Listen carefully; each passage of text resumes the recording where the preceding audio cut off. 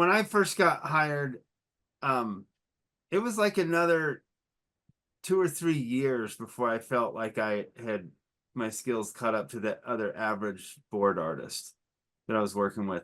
And it's cool to be working around other board artists. Like, one of the great things about Josh showing you stuff, and I'll show you some sequences later, when you see other people's work, there's stuff in there that you can learn from, and you can say, oh, I like the way someone does that. In fact, I like the way Josh will draw like a mitten for a hand and just put some fingers on it. And so I started doing that in some of my boards. I'm like, oh, I'm stealing that. That works so good.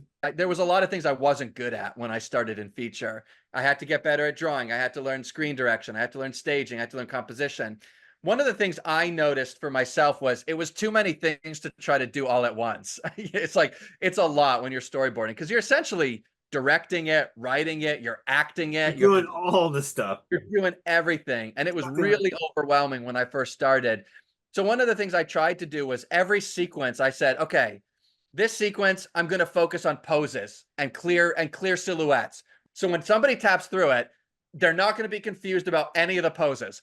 The camera might be all over the place, but the poses are going to be good, you know, and I would just focus on not just one thing, but I would pay more attention to one thing for a whole sequence. Get that under my belt, move on to the next one. Now I'm not thinking about poses as much because I just did 200 drawings, you know, where I did a bunch of poses and you know, silhouettes. Now on the next one, I'm going to go, okay, this time I'm going to keep this character on the left and this character on the right the whole time, all the cuts, and just make sure. And if it changes, I'm going to show it. Now this one's on the left, and the next sequence, I'm like, I'm going to make sure nobody gets confused. Okay, great.